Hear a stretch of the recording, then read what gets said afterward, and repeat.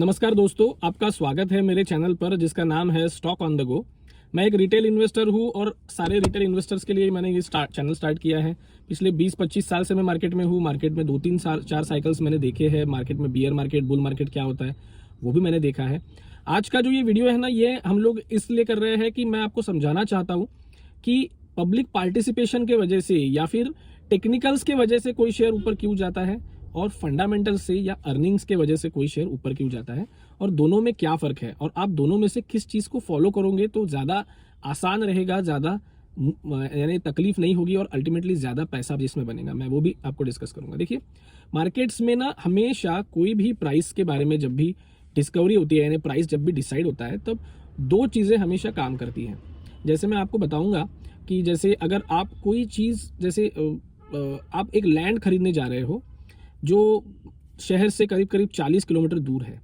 अब 40 किलोमीटर दूर लैंड है तो उसका ना एक उसके डिस्टेंस के हिसाब से या उसके हाईवे के कितना पास है, कितना दूर है उसके हिसाब से, या फिर उस लैंड की जो उपजाऊ क्षमता कितनी है उसके हिसाब से एक बेसिक वैल्यू उसकी डिसाइड होती है कि भाई चलो यार, इस लैंड की कीमत हो सकती है 5 लाख पर एकड़। ठीक है, आप शेयर्स को भी समझ लो कि उस शेयर के बिजनेस के हिसाब से, उसका जो आरओई है उसके हिसाब से, उसका जो प्रॉफिट अर्निंग मार्जिन है या फिर उसके जो बेसिक फंडामेंटल्स है कि उसमें प्रमोटर कैसा है, ये सबको पकड़ के उसका एक बेसिक पीई डिसाइड होता है और उस पीई से वजह से उसका प्राइस सपोज फाइनलाइज होता है कि भैया 200 रुपए का एक शेयर रहता है। तो एक तरफ हमने लैंड देखी, एक तरफ हमने ये शेयर्स देखे। अब इसमें होता क्या है ना कि जब पब्लिक पार्टिसिपेशन घुसता है, मान लो उस लैंड के बारे में एक खबर आ गई कि उससे 10 किलोमीटर या 15-20 किलोमीटर दूर एयरपोर्ट आ रहा है और जो इंटरनेशनल एयरपोर्ट रहने वाला है। ये सिर्फ खबर आई है, अभी तक इंटरनेशनल एयरपोर्ट आया भी नहीं है। अगर आता भी है तो उसको 5-10 साल लग जाएंगे, अभी कुछ भी नहीं फाइनल हुआ है, लेकिन एक खबर या रूमर एक आ गई।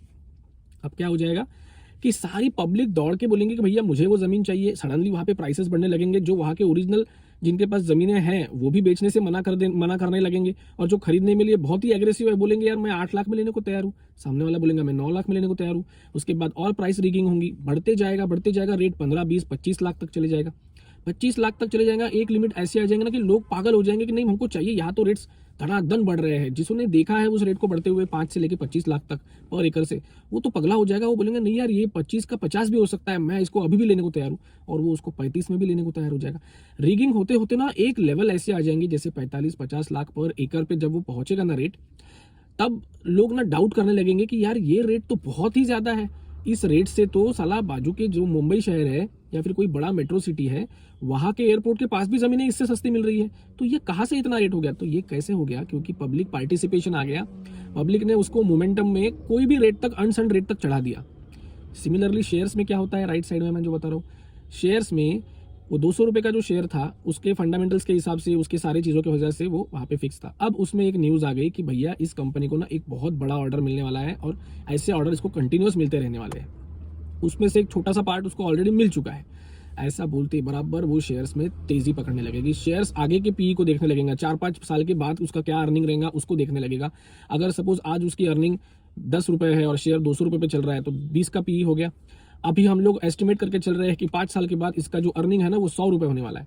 चलो 5 साल के बाद उसका अर्निंग जो है वो 100 रुपए भी होता है, और अगर हम लोग 20 का ही पी पकड़ते हैं तो भी शेयर 200 रुपए का 2000 रुपए तक चले जाएगा, और उसको जो थोड़ा सा पी एक्सपांशन मिलेगा उस वजह से वो चलो 4000 चला जाएगा। लेकिन ये जो ट्रेजेक्टरी है, ये 200 से लेके जो 4000 की जो ट्रेजेक्टरी है, ये ओवर अ पीरियड ऑफ 5 साल आनी चाहिए। यानी ये जो रेट है ये 5 साल के बाद आना चाहिए। जैसे इस तरफ जो 50 लाख रुपए पर एकड़ की जो जमीन बन गई है, वो रेट तो एयरपोर्ट बनने के बाद आना चाहिए ना, लेकिन अभी तो एयरपोर्ट बना ही नहीं है, फिर भी वहां पे रेट जो चल रहे हैं वो एयरपोर्ट बनने के बाद के चल रहे हैं। वैसे ही इस तरफ भी क्या होता है कि इस तरफ भी जो उसको ऑर्डर एक्सपेक्टेड है और उसकी जो अर्निंग ग्रोथ होने वाली है 5 साल के बाद, उस ईपीएस को आज डिस्काउंट करके हम लोग उसको आज ही अगर शेयर्स को बढ़ाने लग गए और मान लो वो शेयर 4000 के बजाय 3500 तक भी पहुंच गया, बहुत सारी पब्लिक पार्टिसिपेशन से, बहुत धिंगाने की वजह से वो 3500 तक भी पहुंच गया, तो उसमें एक बहुत बड़ी रैली आ जाएंगी।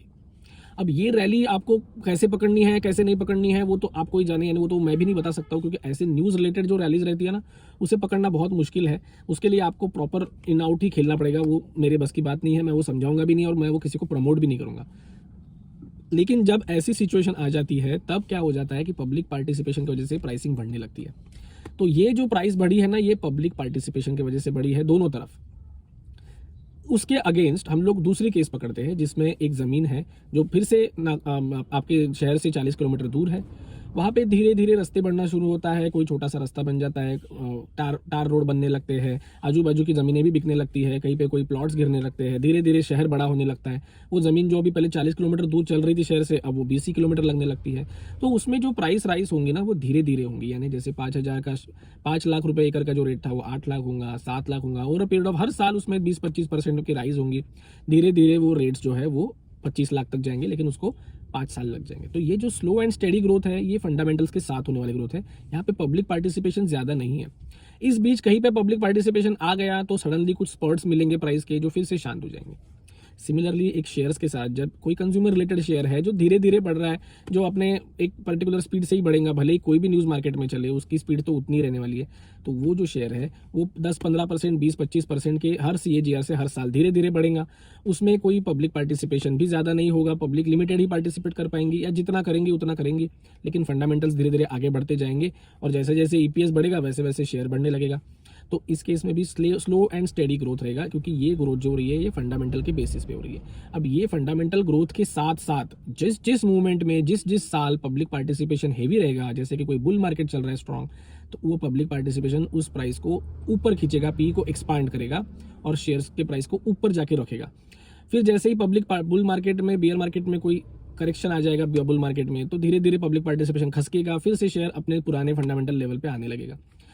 तो जो भी फंडामेंटली चलने वाला शेयर है जिसमें हर साल प्रॉपर EPS ग्रोथ हो रही है, वो चलते चलते बार बार करेक्शन देगा, लेकिन अपने लोएस्ट लो को कभी, नीचे के लो को कभी काटेगा नहीं। अगर टेक्निकल की भाषा में देखोगे तो उसका जो डाउ थ्योरी है वो इंटैक्ट रहेगा, उसमें कभी भी लोअर लो नहीं लगेगा, हायर हाई ही लगते रहेंगे, क्योंकि पब्लिक पार्टिसिपेशन बीच बीच में आते रहेगा, पब्लिक पार्टिसिपेशन बीच बीच में जाते रहेगा। तो अब मैंने जो बता रहा हूँ बात आप समझ लो, ठीक से समझो। शेयर्स ऊपर जाने के 2 कारण होते हैं, एक पब्लिक पार्टिसिपेशन कैसा है, और दूसरा पब्लिक पार्टिसिपेशन या फिर मोमेंटम कैसा है, और दूसरा कि उसका फंडामेंटल अर्निंग कैसा आ रहा है। जहाँ पे ये दोनों चीज़ें मिल जाए, यानी जहाँ आपको पब्लिक पार्टिसिपेशन भी मिलने लगे और मोमेंटम भी मिलने लगे और साथ में उसका अर्निंग भी मोमेंटम आ जाए, वहाँ आपको मल्टीबैगर मिलता है। बाकी जगह पे आपको सिंपल, जैसे अगर सिर्फ पब्लिक पार्टिसिपेशन है, अर्निंग का सपोर्ट ही नहीं है, तो शेयर झर्र से ऊपर जाएगा, झर्र से नीचे आ जाएगा, पूरे लोग फंस जाएंगे।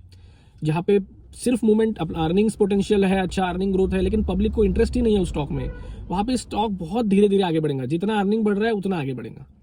लेकिन ऐसी जगह जहाँ आज पब्लिक पार्टिसिपेशन नहीं है और धीरे धीरे पब्लिक पार्टिसिपेशन बढ़ते जा रहा है, साथ में अर्निंग्स भी बढ़ती जा रही है, ऐसी दोनों चीज़ें जहाँ पे आपको दिखेंगी कि बढ़ रही है, वहाँ आपका मल्टीबैगर तैयार हो रहा है, समझ लीजिए, और वो मल्टीबैगर आपको 10-20 गुना का प्रॉफिट दे के जाएगा।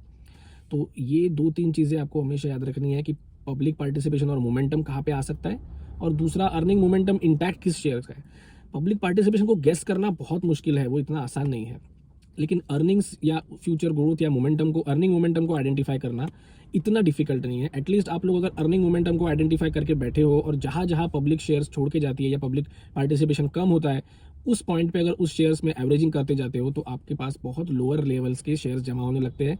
और जब भी ऐसे शेयर में पब्लिक पार्टिसिपेशन और मोमेंटम आएगा, कब मोमेंटम सभी में आता है एक ना एक बार, घटिया से घटिया शेयर में भी आता है, अच्छे से अच्छे शेयर में भी आता है, तो जब भी वो मोमेंटम पीक करेगा आपको वहाँ पे उस शेयर से कुछ प्रॉफिट बुक कर लेना है। तो ये बोलने को बहुत आसान बात बोल दी है मैंने, लेकिन ये करने के लिए बहुत मुश्किल है। ज़्यादा आसान ये है, अर्निंग्स अच्छे रहने वाले, अर्निंग मोमेंटम रहने वाले शेयर्स के साथ बने रहो, साथ में जब जब उसमें करेक्शन आए, जब जब उसमें डिप्स आए, उसमें एंट्री करते रहो, पैसे डालते रहो SIP के लेवल पे, और शांति से अपना काम जो है वो करते रहो और बैठो। 10-15 साल के बाद आपको ऑटोमेटिकली मल्टीबैगर में आप बैठे मिलोगे, आपको पता चलेगा कि अरे मैंने जो शेयर्स लिए थे वो आज 5 गुना, 10 गुना, 15 गुना बन गए। मेरे ऐसे पहचान के कितने ही लोग हैं जिनको शेयर मार्केट्स के बारे में कुछ नहीं पता, गलती से उन्होंने, गलती भी नहीं बोलेंगे हम लोग उसको, गलती नहीं बोलेंगे, उन्होंने 2005-6 में अकाउंट्स खोले, कुछ समझ में नहीं आया, HDFC बैंक, एशियन पेंट्स, इस टाइप के शेयर्स खरीद के रख लिए, और आज देखिएंगे तो आज उनके जो भी अकाउंट्स है वो आज वहाँ से 5-5, 10-10, 20-20 गुना हो चुके हैं। तो इसी के साथ मैं ये वीडियो भी समाप्त करता हूँ। आपको अगर पसंद आएगा तो लाइक कीजिए, अगले वीडियो के लिए वेट कीजिए। धन्यवाद।